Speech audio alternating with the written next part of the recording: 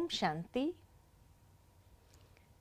भारत पावन देश है, पवित्र भूमि है जहाँ देवी देवताओं का वास होता था और इसकी पवित्रता को बनाए रखने के लिए समय प्रति समय यहाँ पर अनेक त्योहार, व्रत, पर्व मनाए जाते हैं। और इन पर्वों के पीछे, इन त्योहारों के पीछे बहुत सुंदर भाव होता है। इतना ही नहीं, लेकिन उसके पीछे एक बहुत गहरा अर्थ समाया होता है। जब उस अर्थ को समझने लगते हैं तो उस त्योहार की, उस पर्व की महत्ता हमारे दिल में और बढ़ जाती है। ऐसा ही एक पर्व या महापर्व भारत का छठ का महापर्व। और ये पर्व पहले तो भारत के अंदर यूपी, बिहार, झारखंड की ओर ही मनाया जाता था, लेकिन धीरे धीरे ये पर्व फैलता गया और भारत के अंदर हर भारतवासी आज छठ का महापर्व मनाना चाहता है। इतना ही नहीं, लेकिन धीरे धीरे ये विदेश तक भी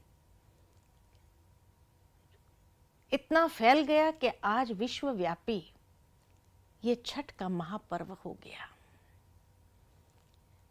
ये छठ के महापर्व के पीछे भी बहुत सुंदर कथा है और एक भाव है। विशेष दिवाली के बाद ये पर्व आता है। दीपावली अर्थात जैसे हर घर के अंदर आत्मरूपी दीपक जग जाता है, उसके बाद गोवर्धन पूजा होती है, जहाँ प्रकृति और पशु पक्षियों के प्रति भी हमारा एक भाव, उसकी सुरक्षा के लिए ये पर्व मनाया जाता है, पूजा की जाती है। और उसके बाद भैया दूज के जहाँ भाई भाई की एक मनोवृत्ति को लेकर के हम आगे बढ़ते हैं। कार्तिक मास का ये छठा दिन और जिसकी शुरुआत होती है चौथ से सप्तमी तक, ये महापर्व के पीछे एक भाव यही है कि सूर्य देवता के प्रति हमारी कृतज्ञता। और इसीलिए छठ महापर्व जैसे ही आरंभ होता है तो सूर्य उदय की पूजा नहीं, लेकिन जब सूर्य अस्त होता है उसकी पूजा करते हैं। अर्थात कि जिस सूर्य से जीवन है, आज सूर्य है तो भोजन मिलता है, अनाज पकता है। आज सूर्य है तो वृक्षों के द्वारा ऑक्सीजन हमारे सामने आता है। सूर्य से जब पानी इवेपोरेट होता है और वही वर्षा के रूप में बरसता है, तो सूर्य है तो पानी है, सूर्य है तो हवा है, सूर्य है तो भोजन है। और इसीलिए अब सीजन जब परिवर्तित होती है तब सूर्य के प्रति एक कृतज्ञता। और इसीलिए जब ढलते सूरज को ये आर्घ्य देते हैं, माना हमारे मन की भावनाओं के माध्यम से शुक्रिया अदा करते हैं। साथ ही साथ कहा जाता है कि ये त्योहार जब आता है तो विशेष सफाई होती है, चारों ओर कोना कोना साफ हो जाता है और बड़ी स्वच्छता के साथ इस पर्व को मनाया जाता है। घर की सफाई, इतना ही नहीं परंतु घर के सभी सदस्य अपने शरीर की भी सफाई अर्थात नहा धो करके सुबह सुबह फिर अपना कामकाज आरंभ करते हैं। बिना स्नान किए रसोई घर में भी नहीं जाते हैं। साथ ही साथ इन दिनों में जो पवित्रता, मन की पवित्रता, तन की पवित्रता, वातावरण की पवित्रता, घर की पवित्रता को मेंटेन किया जाता है।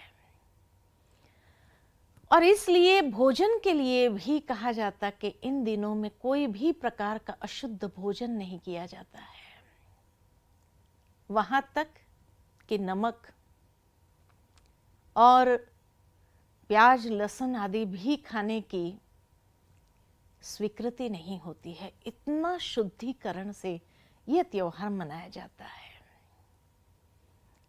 वास्तव में अगर देखा जाए इसके पीछे का जो भाव है वो यही है कि उस सूर्य को तो हम अपनी भावनाएं अर्पित करते हैं, शुक्रिया अदा करते हैं, हमारी कृतज्ञता व्यक्त करते हैं, लेकिन परमात्मा ज्ञान सूर्य जब इस संसार में आते हैं तब हम उनका सेलिब्रेशन शिवरात्रि के रूप में मनाते हैं। लेकिन वो परमात्मा आकर के जब मनुष्य जीवन के अंदर एक शुद्धिकरण, आत्मा का शुद्धिकरण करते हैं और उस शुद्धिकरण के साथ जब उनका वापस जाने का समय आता है, जब घर घर में आत्मा रूपी ज्योति जग जाती है, भाई भाई की मनोवृत्ति, पशु पक्षी मनुष्य और प्रकृति सब शुद्ध पावन हो जाते हैं, तब उनका वापस जाने का समय आता है। वही सूर्यास्त है, अर्थात ज्ञान सूर्य का अस्त होने का समय। ऐसे समय पर वो परमात्मा के प्रति भी हमारी कृतज्ञता है, उनका भी हम शुक्रिया अदा करते हैं और उसके लिए जो उन्होंने आकर के हमारे जीवन के अंदर आत्मा का शुद्धिकरण करते हुए भोजन का शुद्धिकरण और जीवन के अंदर संयम नियम आदि के साथ जिस तरह से हमें ऊंचा उठाते हैं, हमारे चरित्र का उत्थान करते हैं, ये पवित्रता न सिर्फ तन की, मन की, वृत्तियों की पवित्रता को भी ईश्वर ही हमारे अंदर स्थापित करते हैं। छठ के महापर्व में लोग जब 36 घंटे का उपवास करते हैं, उपवास अर्थात उप शब्द के दो अर्थ होते हैं। उप माना नजदीक, उप माना ऊपर। तो ऊपर निवास करने वाले परमात्मा के नजदीक मेरी बुद्धि का वास रहे, ये उपवास करना है। अर्थात जब ईश्वर को इतना निरंतर हम याद करते हैं, स्मरण करते हैं, तब उसकी शक्ति सकाश हमारे जीवन के अंदर आती है। और 36 घंटे उपवास का महत्व यही है कि वो परमात्मा के निरंतर स्मृति से हमारे अंदर 36 गुण, जो दिव्य गुण है, वो आने लगते हैं। जीवन इतना दिव्य होने लगता है। उस 36 घंटे के उपवास के बाद फिर सूर्यास्त जब होने लगता है छठ के दिन, तब आर्घ्य अर्पित करते हैं, अर्थात हाथ में पानी लेकर के उसको एक संकल्प, जब भी व्यक्ति हाथ में पानी लेकर के उसको अर्पित करते हैं, माना सूर्य के सामने एक संकल्प, जब सूर्य जा रहा है, विदाई ले रहा है, उस समय हम संकल्पबद्ध होते हैं। वैसे उसके पीछे वैज्ञानिक कारण भी है, और वैज्ञानिक कारण यही है कि जब सूर्य उदय के समय या सूर्य अस्त के समय जब पानी दिया जाता है, वो पानी जब गिरता है और उसमें से जब सूर्य की किरणें आती है तो वो सूर्य की किरणें सातों रंग बिखेरती है, प्रिज्म का काम करती है। और जब सातों रंग की ऊर्जा हमारे पर आती है तो व्यक्ति को हमेशा के लिए स्वास्थ्य प्रदान करती है। इसीलिए इस दिन पर विशेष, इस महापर्व के पीछे यही भाव है कि हमारा तन मन स्वस्थ रहे, कभी कोई बीमारी न आए, परिवार के अंदर कोई भी प्रकार की अगर मुसीबत आए तो हर मुसीबत को पार करने की शक्ति हमें प्राप्त हो। तो साइंटिफिक रीजन तो यही है, वैज्ञानिक जो कारण है वो यही है कि जब वो पानी अर्पित करते हैं और उसमें से सूर्य की किरणें जब पास होती है तो वो सातों रंग की ऊर्जा हमें प्रदान करती है, जिससे हमारे जीवन के अंदर स्वास्थ्य लाभ होता है। और ताकि सूर्य की जो रोशनी हमें प्राप्त होती है वो ऊर्जा कहीं लीक न हो जाए, इसीलिए ये धरनी पर खड़े होकर के जल नहीं दिया जाता, लेकिन पानी में खड़े रह करके जल दिया जाता है। क्योंकि धरती पर खड़े रह करके अगर जल अर्पित करे तो जो ऊर्जा मिलती है वो ऊर्जा कुछ लीक होकर के जमीन के अंदर चली जाती है। लेकिन जब पानी में खड़े हो जाते हैं तो पानी से हमारी ऊर्जा लीक नहीं होती है। ये उसके पीछे का भाव है। अर्थात जब परमात्मा ज्ञान सूर्य का निरंतर स्मरण करते हैं, उसकी स्मृति में रहते हैं, तो परमात्मा द्वारा भी हमें सकाश प्राप्त होती है। और वो सकाश यानी सातों गुणों की ऊर्जा, आत्मा के जो 7 गुण हैं, आत्मा के सातों गुणों की ऊर्जा विकसित होने लगती है।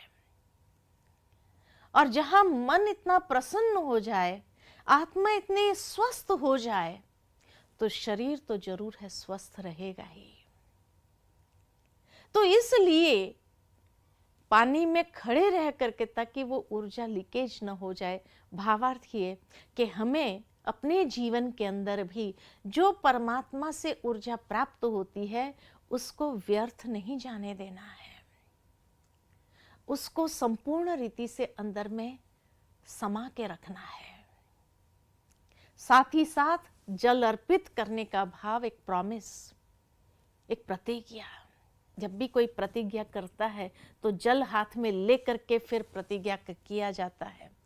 ठीक इसी तरह जब ईश्वर इस संसार में पुनः सतयुग की स्थापना करके जब उनका जाने का वक्त आता है तो सतयुग में हम उसके प्रति कृतज्ञता व्यक्त नहीं करेंगे, वहां तो ये स्मृति भी नहीं रहेगी। इसीलिए जाने से पहले ही हम उसके प्रति ये कृतज्ञता व्यक्त करते हैं, साथ ही साथ दृढ़ संकल्प करते हैं। और संकल्प जब करते हैं तो वो संकल्प पूर्ण करना होता है कि ईश्वर ने जो शिक्षाएं हमें दी है, जो ज्ञान हमें दिया है, उस ज्ञान को संपूर्ण रीति से हम अपने अंदर समाकर उन शिक्षाओं को अपने जीवन के अंदर धारण करते हुए हम इस संसार को परिवर्तन करने के लिए प्रतिबद्ध होते हैं। ये संकल्पना हमें करनी है। परमात्मा के इस दिव्य कार्य में जो मददगार बनते हैं, तो जब तक पूर्ण न हो तब तक हम चैन की सांस नहीं लेंगे। ये प्रतिज्ञा हम ईश्वर के सामने करते हैं कि हम आपके मददगार हैं और अंत तक हम आपके मददगार बने रहेंगे, ये संसार परिवर्तन के कार्य के लिए। दुनिया के अंदर छठ का जब समय आता है तब ऋतु परिवर्तन होती है। ऋतु परिवर्तन होकर के जब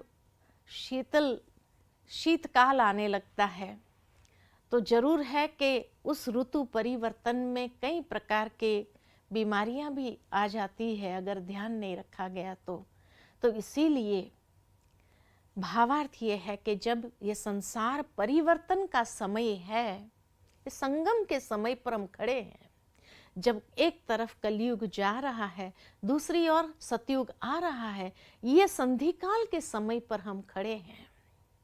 और ऐसे संधिकाल के समय पर अगर हमने भी ध्यान नहीं रखा, हम अगर संकल्पबद्ध नहीं हुए, तो जरूर है अनेक प्रकार की माया की बीमारी लग सकती है, आ सकती है, जो व्यक्ति को राह भटका सकती है। इसीलिए ये संकल्प करना जरूरी होता है। ये कृतज्ञता जब हम व्यक्त करते हैं तो जरूर है, दुनिया में कहा जाता कि सूर्य को के प्रति जब कृतज्ञता देते हैं तो सूर्य प्रसन्न होकर के वरदान देते हैं। मन की हर कामना को पूरी करने के लिए साथ में सूर्य भगवान के साथ में कहा जाता है छठी मैया होती है। दुनिया में कथा ये है कि सूर्य की 2 पत्नियां थी, एक उषा, एक प्रत्युषा। उषा काल मन सुबह, प्रत्युषा मन नम शाम का काल। और इसीलिए छठी मैया को जब हम राजी करते हैं, सूर्य के प्रति कृतज्ञता व्यक्त करते हुए, तब वो हर मनोकामना को पूर्ण करती है। और इसीलिए यहाँ परमात्मा जब इस संसार में अवतरित होते हैं तो ब्रह्मा के साकार तन में, और ब्रह्मा वो भी माँ है, छठी मैया है। और इसीलिए उस ब्रह्मा माँ भी, कोई भी ऐसी मनोकामना होती है तो उस ब्रह्मा माँ के सामने रखो, उस छठी मैया के सामने रखो, तो वो हर मनोकामना पूर्ण करती है। फिर भी माँ का हृदय माँ का होता है, इसीलिए वो बच्चों की हर कामना को पूरी करती है। तभी इस छठ महापर्व पर जिनको संतान नहीं होती है, वो संतान की कामना करते हैं, संतान की कामना उनकी पूरी हो जाती। जिनको संतान है वो अपने संतान के स्वास्थ्य के लिए, उनके बल बुद्धि आदि विकसित हो, उसके लिए कामना करते हैं, वो कामनाएं भी पूरी होती है, ऐसा माना जाता है। ठीक इसी तरह परमात्मा ज्ञान सूर्य जो है वो ज्ञान तो हमें देते हैं, लेकिन साथ ही साथ हमारे मन की हर कामना पूरी करने के लिए छठी मैया यानी ब्रह्मा माँ के रूप में हम सबको प्राप्त है। ब्रह्मा इसीलिए कहा कि जो हर एक की मनोकामना को पूर्ण करते हैं और उस मनोकामना से हम स्वर्ग जैसे सुंदर संसार में जा सकते हैं। दूसरा कहा जाता है कि ये महापर्व एक ऐसा महापर्व है जिसमें कोई पंडित पूजा नहीं करवाता है, परंतु गृहस्थी लोग अपने आप में ये पूजा करते हैं। ठीक इसी तरह परमात्मा जब इस संसार में आते हैं तो घर घर को स्वर्ग बनाते हैं। जहां गृहस्थ धर्म में रहते हुए गृहस्थ जीवन में कैसे वो गृहस्थ आश्रम बनाए, जैसे श्री लक्ष्मी और श्री नारायण का गृहस्थ है। तभी भारत में ये कहावत है, नर ऐसी करनी करे जो नर नारायण बने, नारी ऐसी करनी करे श्री लक्ष्मी बने। अर्थात परमात्मा आकर के ज्ञान गंगा में डुबकी लगवाते हैं, इसीलिए गंगा के किनारे पर ये पूजा की जाती है। तो ज्ञान गंगा में डुबकी लगा करके सुबह सुबह चौथ के दिन ज्ञान गंगा में डुबकी लगा करके फिर स्वच्छ हो करके वही पानी को ले जा करके प्रसाद तैयार करते हैं। अर्थात परमात्मा आकर के ज्ञान गंगा जो प्रवाहित करते हैं, उस ज्ञान गंगा में हमें डुबकी लगानी है, अर्थात उस ज्ञान को जीवन के अंदर धारण करना है। और उस ज्ञान के आधार से ही, ज्ञान के मनन चिंतन से ही हम भोजन तैयार करें, तब वो भोजन भोजन नहीं रहता है, लेकिन वो भोजन प्रसाद का रूप बन जाता है और वो प्रसाद के रूप में सभी को बांटा जाता, प्रसाद स्वीकार कराया जाता है।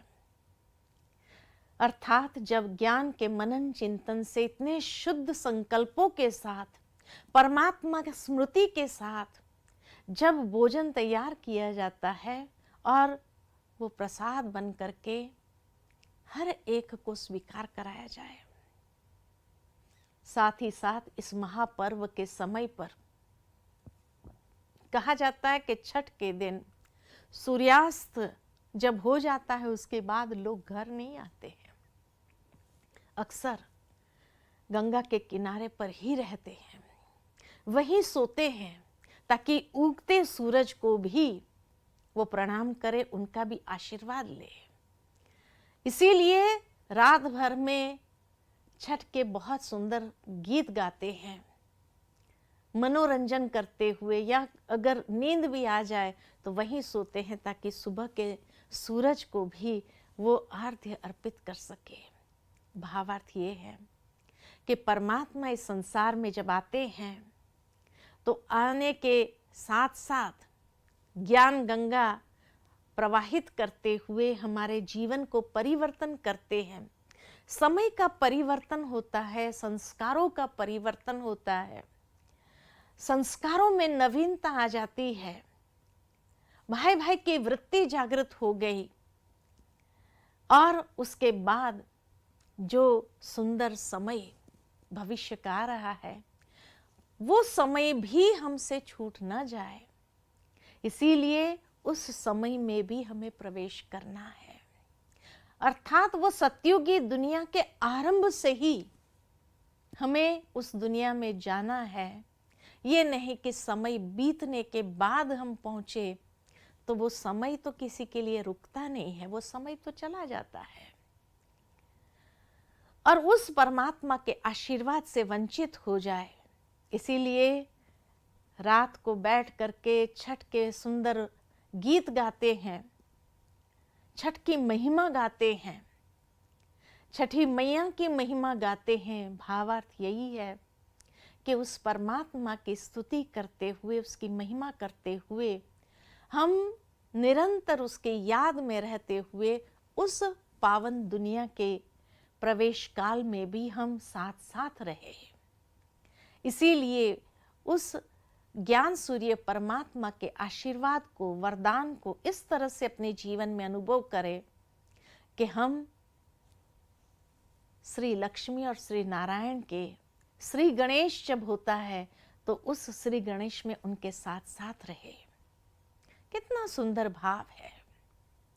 साथ ही साथ जब ये छठ महापर्व की पूजा होती है तो उस समय जो सामग्री ली जाती है, खास करके सारी सामग्री सूप में डाल करके ले जाते हैं। अब सूप में क्यों डाला? सूप की विशेषता है, कभी भी अनाज साफ करते हैं महिलाएं तो सूप के अंदर जो चीज होती है, तो जब उसको झटकते हैं तो कचरा बाहर निकल जाता है, अच्छी चीज अंदर जाती है। तो सूप के अंदर माना हम अपनी बुद्धि को भी सूप की तरह बनाए तो कचरा, व्यर्थ बातें बाहर फेंक दे और अच्छी बातों को ग्रहण कर ले। साथ में सारे फल की टोकरी पूरी सजाई जाती है और रखा जाता है उस सूप के अंदर। भावार्थ ये कि हमारे जीवन को भी ऐसा प्रत्यक्ष फलों की तरह सात्विक, सतो प्रधान बनाना है। उसमें भी जो नारियल होता है, अर्थात बाहर का हिस्सा कड़क होता है, अंदर एकदम नरम होता है। अर्थात मनुष्य भी आज नारियल की तरह जो बन गया है, बाहर के अभिमान और अज्ञान के अहंकार के साथ जीता है। इसलिए हर मंदिर में वैसे भी देवताओं के आगे नारियल को फोड़ा जाता है, चढ़ाया जाता है। उसमें भी आधा चढ़ाते हैं, आधा परिवार के लिए प्रसाद के रूप में ले जाते हैं। अर्थात हमें भी अपने अज्ञान का ब्रह्म तोड़ना है। अज्ञान का अहंकार, अज्ञान से ही अहंकार निर्मित होता है, तो उस अहंकार को तोड़ना है। तब अंदर जो हमारा वास्तविक व्यक्तित्व है वो इतना सुंदर स्वच्छ है, उस स्वच्छ सुंदर व्यक्तित्व को निखारना है, उसको बाहर ले आना है। और वही व्यवहार के अंदर बांटना है हर एक के साथ प्रसाद के रूप में। और प्रत्यक्ष फल हम अपने संकल्प के माध्यम से ईश्वर को अर्पित करते हैं, अर्थात कि ये सारा फल जीवन के अंदर हर फल की कोई ना कोई विशेषता महत्ता है। जिस तरह से कोई भी फल लिया जाए, जब उसका सीड होता है, सीड बहुत हार्ड होता है, अर्थात अंदर से हमारा मनोबल मजबूत हो, लेकिन बाहर व्यवहार के अंदर सॉफ्टनेस, जूसी, अर्थात सबके साथ मिलनसार रहे, ऐसे भी फल होते हैं। दूसरा, चंदन की लकड़ियां विशेष रखी जाती है, अर्थात कि जब इस तरह का परिवर्तन हम अपने जीवन के अंदर लाते हैं तो चंदन सी खुशबू सारे संसार के अंदर फैलाते हैं, समाज के अंदर फैलाते हैं और सबके प्रति हमारे अच्छी भावनाएं प्रवाहित करते हैं, उसमें कोई दिखावा नहीं। तो छठ का ये महापर्व 4 दिन चलता है और उसके बाद खुशियां ही खुशियां मनाई जाती है। तो दिवाली से कंटिन्यू होते होते छठ के महापर्व के दिन या सप्तमी के सुबह में ये पर्व की समाप्ति होती है। कितना सुंदर भारत के अंदर हर पर्व, हर त्योहार के पीछे एक भाव होता है, और जब ऐसी कृतज्ञता हमारी ईश्वर के प्रति, ऐसा ग्रैटिट्यूड हमारा ईश्वर के प्रति हो, तो वो ग्रैटिट्यूड से परमात्मा के वरदान के भी अधिकारी बन जाते हैं। ऐसा जब हम जीवन जीते हैं, यही प्रत्यक्ष स्वरूप हमारा प्रत्यक्ष फल के रूप में हम उन्हें अर्पित करते हैं, तो जरूर है कि ईश्वर की दुआओं के भी पात्र बन जाते हैं। तभी कहा जाता है कि खाली स्वयं संतुष्ट रहे इतना नहीं, लोग हमसे संतुष्ट रहे इतना नहीं, लेकिन हमारा जीवन इस क्वालिटी का हो कि ईश्वर भी मुझसे संतुष्ट होकर के ईश्वर का दुआओं का हाथ मेरे ऊपर आ जाए। ये मेरी सच्ची कृतज्ञता ईश्वर के प्रति होगी कि जो उसने दिया है, जो उसने सजाया है, श्रृंगार किया है, वो मेरे जीवन से प्रत्यक्ष अनेकों के लिए उदाहरण बन जाए, आदर्श बन जाए। ये हमारी कृतज्ञता है। तो ये है सुंदर भावार्थ छठ महापर्व का। आप सबको छठ महापर्व की बहुत बहुत शुभकामनाएं, शुभ भावनाएं और हृदय से ये पर्व की शुभ बधाइयां आप सबको हो। Om Shanti. To watch Peace of Mind channel videos on YouTube, subscribe us on youtube.com/tvpeaceofmind. Just a click for a peaceful life.